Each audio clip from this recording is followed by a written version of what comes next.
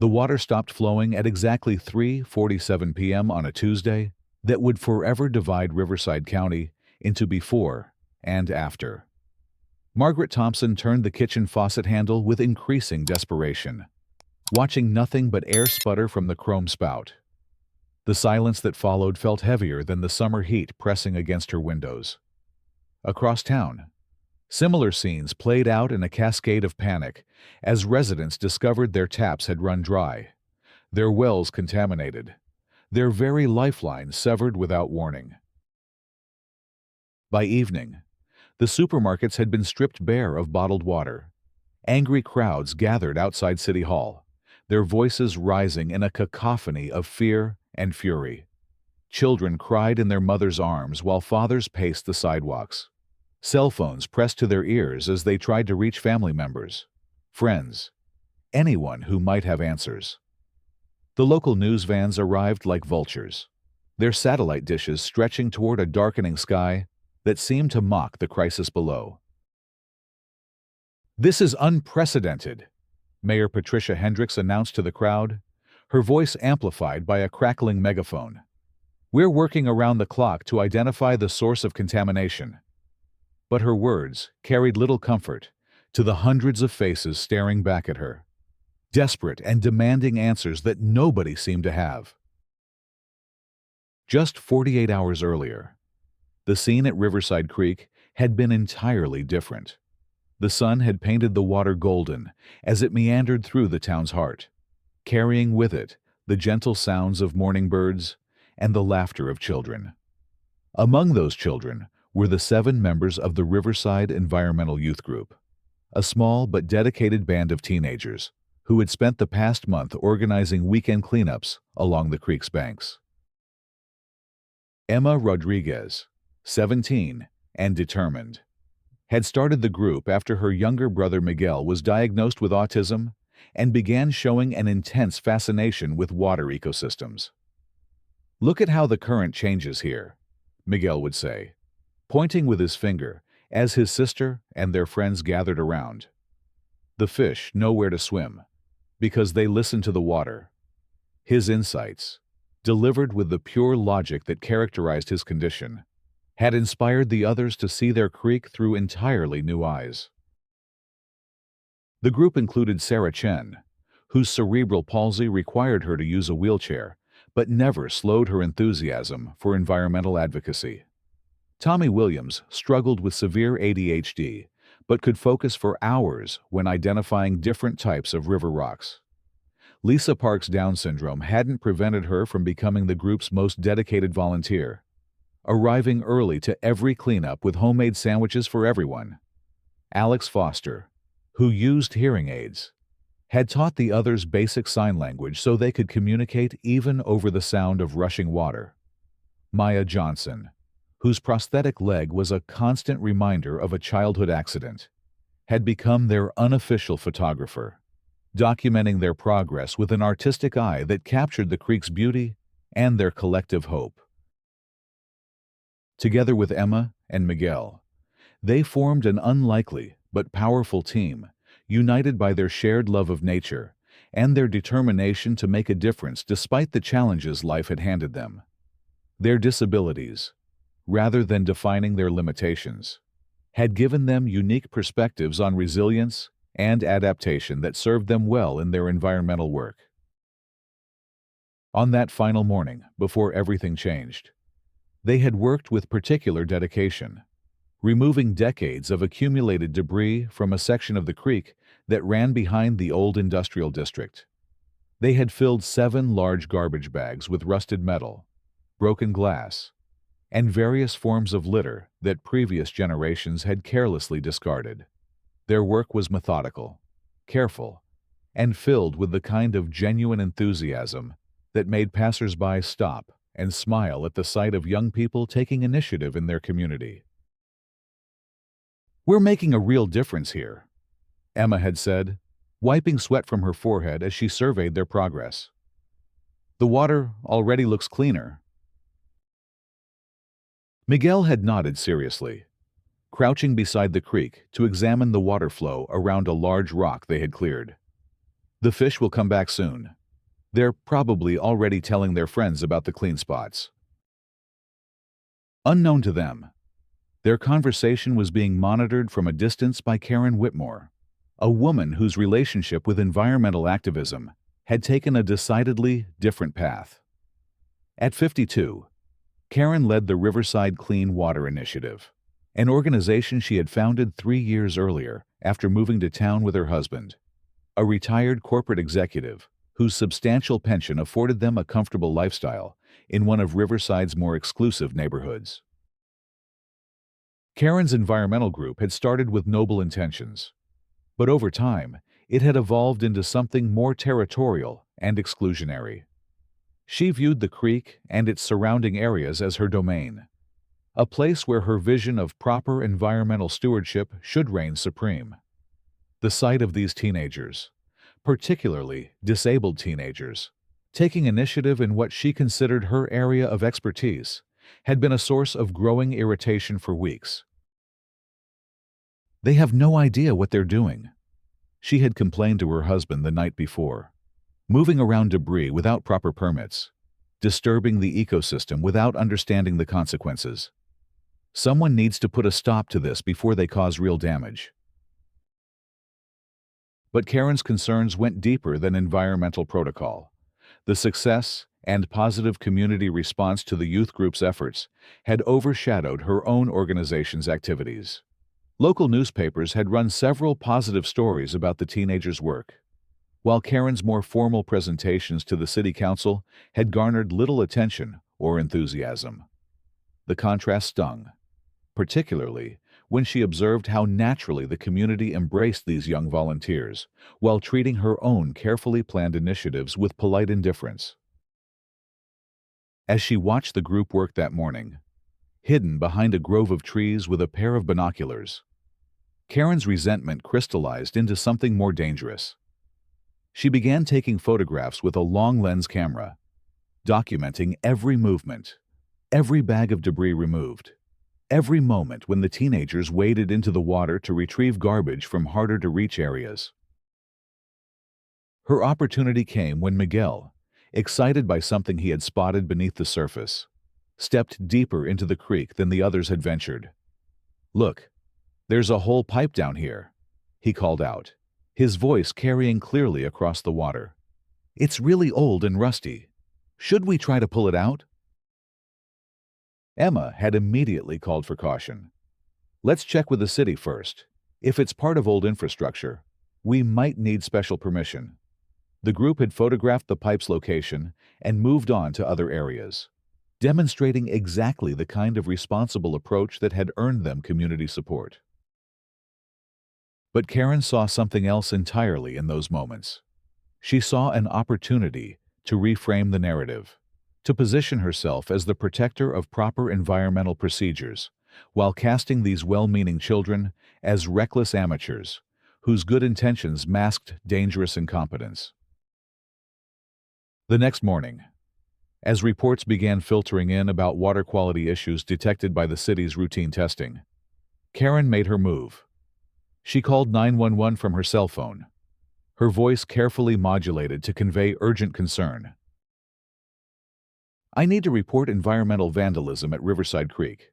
A group of unsupervised minors has been disturbing the ecosystem and potentially contaminating the water supply. I have photographic evidence of them tampering with underground infrastructure." The dispatcher, trained to take environmental concerns seriously in an era of increasing ecological awareness, immediately forwarded Karen's report to both the police and the County Environmental Protection Office. "Can you provide your name and contact information? Officers will need to follow up with you about the evidence you mentioned." Karen Whitmore, president of the Riverside Clean Water Initiative. "I've been monitoring this situation for weeks, and I'm deeply concerned about the potential public health implications." Within hours, Karen's report had initiated a cascade of official responses. The County Environmental Office dispatched inspectors to the creek. The police opened an investigation into potential vandalism charges.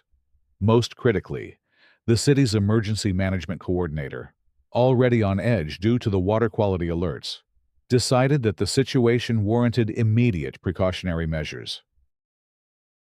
By noon, emergency sirens wailed across Riverside County as officials announced a complete ban on all water consumption from municipal sources.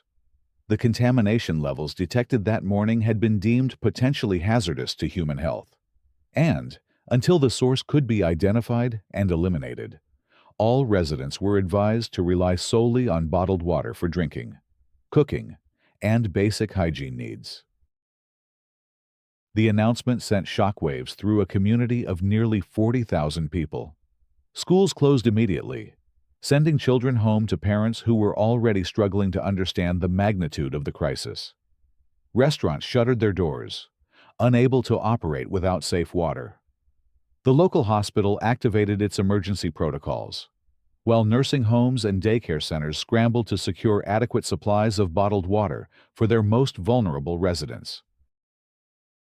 As panic spread through the community, local news stations picked up the story with the kind of sensationalized coverage that transforms local incidents into regional spectacles. By evening, camera crews from 3 different television networks had descended upon Riverside, eager to capture the human drama of a water crisis in small-town America. Karen, meanwhile, had positioned herself as the primary expert source for media interviews. Her credentials as head of a local environmental organization, combined with her articulate presentation and apparent inside knowledge of the situation, made her an appealing subject for reporters seeking to explain complex environmental issues to their audiences. "What we're seeing here is a perfect example of good intentions gone wrong," she told Channel 7's evening news anchor, her voice conveying just the right balance of concern and authority. "These young people meant well, I'm sure, but environmental work requires expertise and proper oversight. When untrained individuals begin moving debris and disturbing infrastructure, the consequences can be catastrophic." The reporter leaned forward, sensing a compelling angle for the story. "Are you suggesting that local teenagers are responsible for this water contamination crisis?" Karen's response was carefully crafted to seem reluctant, while being utterly damning. "I don't want to point fingers, but I have documented evidence of a group of local youth disturbing critical water infrastructure just days before this crisis began. The timing is concerning." The news segment aired at 6 o'clock, reaching thousands of viewers across the region. By 7 o'clock, social media had amplified the story exponentially. By 8 o'clock, angry residents were demanding answers and accountability from the teenagers they now viewed as responsible for their community's suffering. Emma Rodriguez first learned about the accusations when her phone began ringing with calls from reporters and angry community members. The transformation from environmental heroes to public enemies happened with breathtaking speed, leaving her and her friends stunned and terrified by the sudden reversal of public opinion. "We didn't do anything wrong," Emma protested to her mother, tears streaming down her face as they watched the news coverage together. "We were careful about everything. We followed all the guidelines we could find online." Her mother, Maria Rodriguez, pulled her daughter close while struggling to process the situation herself. "I know, mi amor. We'll figure this out. There has to be a way to prove what really happened." But proving innocence proved far more difficult than demonstrating guilt, especially when public fear and anger created an environment where reasonable analysis was overwhelmed by the need for immediate answers and swift justice. The other families faced similar conversations, similar tears, similar desperate attempts to understand how their children's charitable work had been transformed into evidence of criminal negligence. By the 3rd day of the water crisis, with store shelves completely emptied of bottled water and residents driving to neighboring counties to secure basic supplies, the state governor declared a formal emergency. National Guard units were deployed to distribute water supplies and maintain order, as community tensions reached dangerous levels. The teenagers found themselves effectively under house arrest, not by legal mandate, but by the practical reality that appearing in public invited confrontation and harassment from neighbors who blamed them for the crisis affecting every aspect of daily life. Parents stopped sending their children to school. Businesses remained closed, and the economic impact began mounting into millions of dollars in lost revenue. "This is insane," Sarah Chen texted the group chat they had created for coordinating their environmental work. "My mom won't even let me go to the grocery store. People are acting like we're terrorists. My dad says we might need to get a lawyer." Tommy Williams responded, "The police want to interview all of us again tomorrow." The police interviews, conducted with parents and legal representatives present, revealed the teenagers' genuine confusion and growing fear. Detective James Morrison, a 20-year veteran of the force, found himself increasingly troubled by the disconnect between the serious accusations and the earnest, frightened young people sitting across from him in the interview rooms. "Walk me through exactly what you did at the creek last Tuesday," he asked Emma during her second interview. "Take your time and be as specific as possible." Emma's account was detailed, consistent, and corroborated by photographs the group had taken to document their cleanup progress. "We found an old pipe buried under some debris, but we didn't touch it. Miguel wanted to, but I said we should check with the city first. We took pictures and marked the GPS coordinates, then moved on to other areas." Detective Morrison made careful notes, his instincts telling him that these teenagers were telling the truth. But instincts weren't evidence, and evidence was what prosecutors would need if criminal charges were to be filed. The pressure from the community, the media attention, and the growing economic impact of the water crisis created an environment where finding someone to blame had become more important than finding the truth. Meanwhile, Karen Whitmore had become the unofficial spokesperson for community outrage. She organized protest rallies outside City Hall, demanding criminal charges against the teenagers and calling for stricter regulations on environmental volunteer work. Her speeches, delivered with passionate conviction, drew hundreds of supporters who were desperate to channel their fear and frustration toward a concrete target. "We cannot allow good intentions to excuse reckless behavior that endangers our entire community," she declared from the steps of City Hall, her voice carrying clearly across a crowd of angry residents. "These young people may not have meant to cause harm, but harm has been caused, and justice demands accountability." The crowd's response was immediate and thunderous, a roar of approval that seemed to validate Karen's narrative while drowning out any voices that might have urged caution or called for a more thorough investigation. The political pressure on local officials became overwhelming, with hundreds of constituents demanding immediate action against the teenagers who had supposedly poisoned their water supply. But 50 miles away, in the State Environmental Protection Agency's laboratory, Dr. Rachel Martinez was conducting analysis that would soon shatter Karen's carefully constructed narrative. As the lead toxicologist assigned to identify the source of Riverside's water contamination, Dr. Martinez approached her work with the methodical precision that had made her reputation in environmental forensics. The contamination signature puzzled her from the beginning. The specific combination of heavy metals and industrial chemicals didn't match the kind of pollution typically caused by disturbed sediment or damaged infrastructure. Instead, the pattern suggested a direct industrial discharge, something that would require significant quantities of specific toxins introduced at a single point source. "This doesn't look like accidental contamination," she told her assistant, Dr. Kevin Chang, as they reviewed the latest test results. The concentration levels and chemical signatures suggest deliberate dumping of industrial waste. Dr.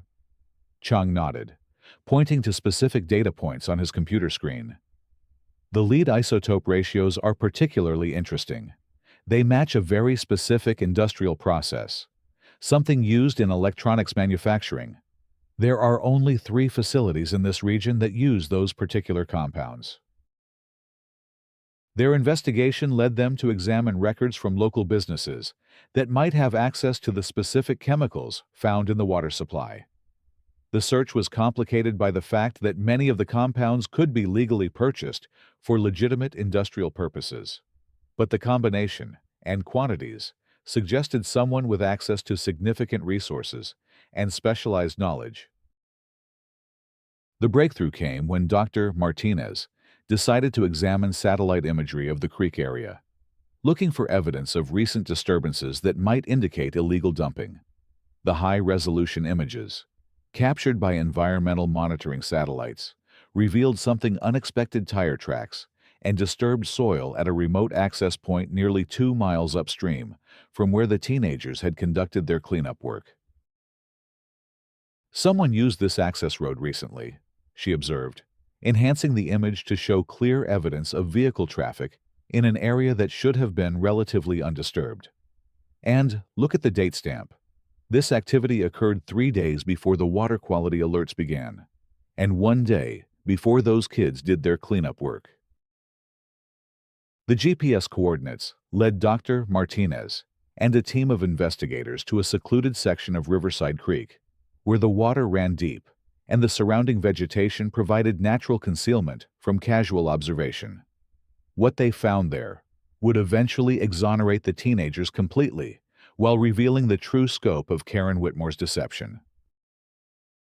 Buried beneath a thin layer of soil and debris were 17 industrial-grade containers, each holding residual traces of the same heavy metals and chemicals that had contaminated the municipal water supply.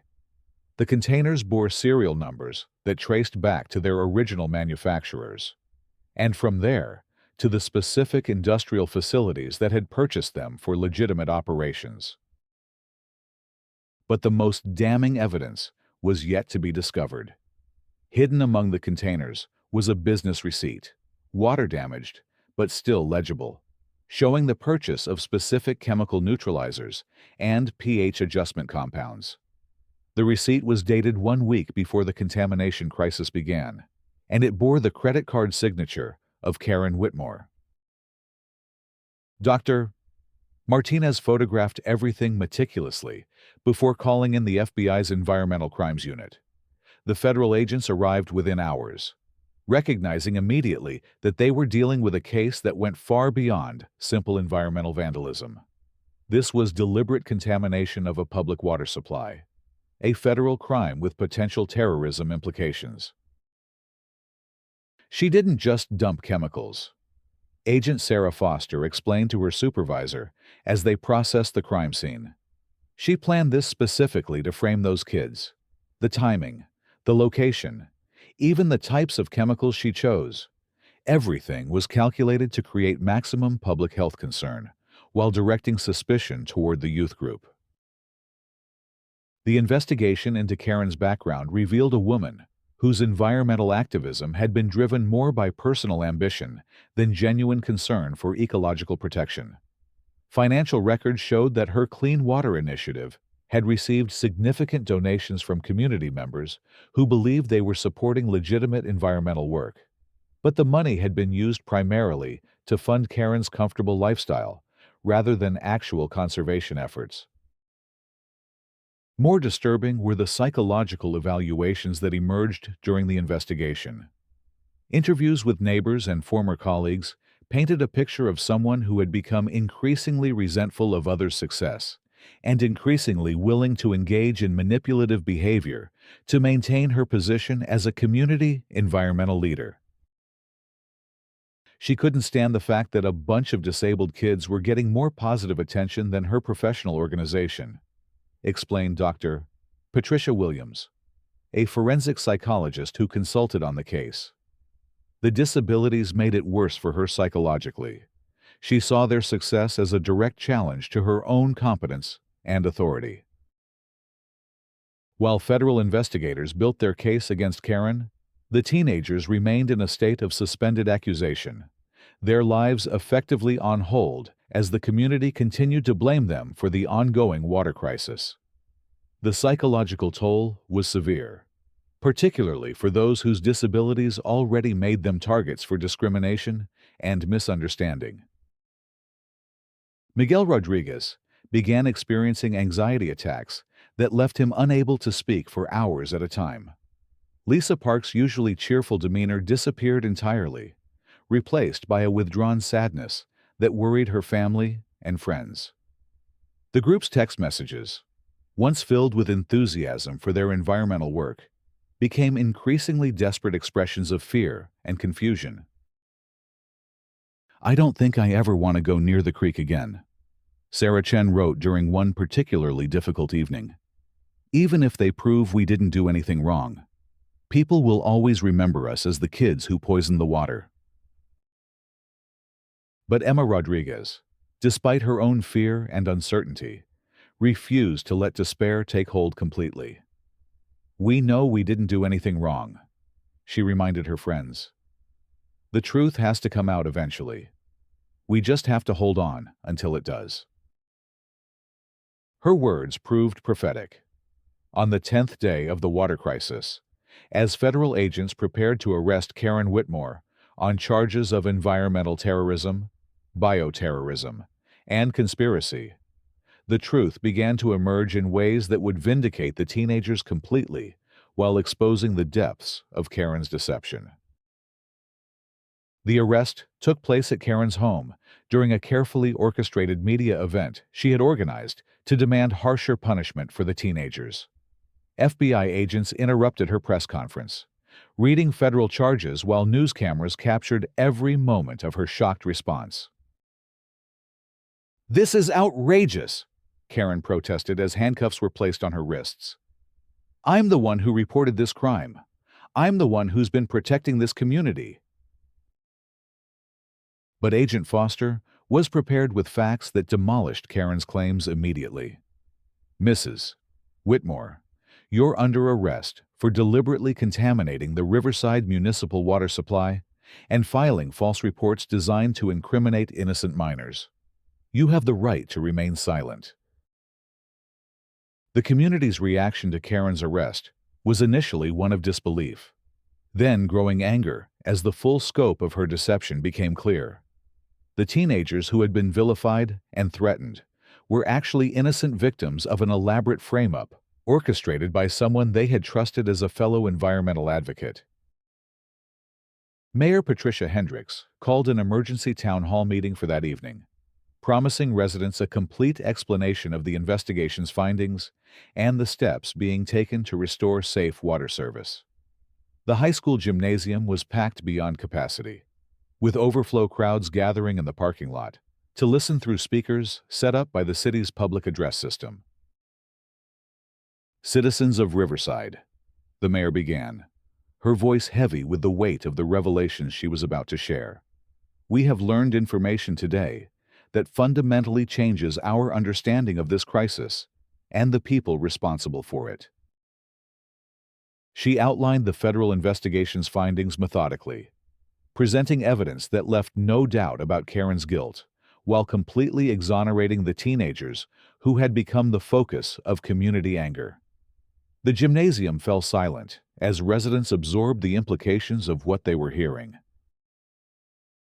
"The young people we accused," continued the mayor, "are not only innocent of any wrongdoing, but they were specifically targeted because their success in environmental advocacy threatened someone whose motives were never as pure as they appeared."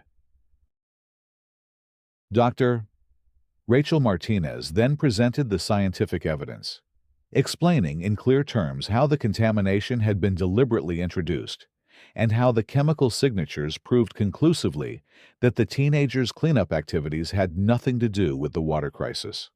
Her presentation was thorough, methodical, and devastating to any remaining belief in Karen's version of events. But the most powerful moment of the evening came when Emma Rodriguez took the microphone to address the community that had turned against her and her friends. Her voice was steady, despite the emotional weight of everything she had endured over the past 10 days. "We never wanted attention or recognition for our work at the creek," she began, looking out over an audience that now saw her and her friends in an entirely different light. "We just wanted to help make our community a little bit better. We still do." She spoke about the fear her group had experienced, the isolation and accusation, but also about their determination to continue their environmental work, despite everything that had happened. "Disabilities don't make us less capable of caring about our environment. If anything, they've taught us about adapting, persevering, and finding creative solutions to challenges." The gymnasium erupted in applause that seemed to last forever, a thunderous affirmation of support that marked the community's collective recognition of how badly they had misjudged these remarkable young people. Parents wept openly, ashamed of their rush to judgment, but grateful for the opportunity to make amends. Over the following weeks, as federal prosecutors built their case against Karen Whitmore, the community of Riverside underwent a profound transformation. The water crisis had revealed not just one person's capacity for deception, but also the community's potential for both mob-like condemnation and redemptive forgiveness. Karen's trial, when it finally took place 6 months later, drew national media attention as a case study in environmental terrorism and the dangers of rushing to judgment in crisis situations. The evidence against her was overwhelming: the chemical analysis, the financial records, the physical evidence at the dumping site, and dozens of witness testimonies that painted a picture of calculated deception designed to destroy the reputations of innocent children. The sentence was severe: 15 years in federal prison for environmental terrorism, 5 years for bioterrorism, and additional time for conspiracy and filing false police reports. The judge's comments during sentencing reflected the community's sense of betrayal and the particular cruelty of targeting disabled children. The defendant exploited community prejudices and fears to hide her own crimes while destroying the reputations of young people whose only offense was caring about their environment. Judge Margaret Thompson stated, "This represents not just environmental crime, but a fundamental assault on the values of truth, justice, and community trust that hold our society together." But the trial's conclusion was less important to the people of Riverside than the remarkable changes that had emerged in its aftermath. The Riverside Environmental Youth Group, far from being disbanded in disgrace, had grown to include over 50 members from across the county. Their work had expanded beyond creek cleanup to include educational programs, policy advocacy, and mentorship for other young people interested in environmental science. Emma Rodriguez had been offered a full scholarship to study environmental engineering at the State University. Miguel's insights about water ecosystems had caught the attention of professional researchers who invited him to participate in a summer program for young scientists. Each member of the original group had found new opportunities and recognition for their talents and dedication. More significantly, the community had learned valuable lessons about the dangers of prejudice, the importance of due process, and the remarkable capabilities of young people who are often underestimated because of their disabilities. Local schools began incorporating disability awareness into their curricula, while businesses and organizations actively sought ways to include disabled individuals in their environmental and community service programs. The creek itself became a symbol of renewal and redemption.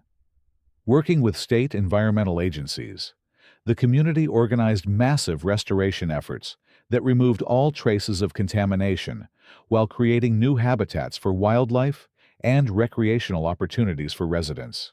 A memorial plaque was installed, recognizing the original youth group's contributions and the lessons learned from the crisis that had nearly destroyed them. On the first anniversary of Karen's arrest, the community held a celebration at Riverside Creek that drew thousands of residents for a day of environmental education, live music, and recognition for the ongoing work of young environmental advocates. Emma Rodriguez, now 17 and preparing for college, stood beside the memorial plaque as she addressed the crowd.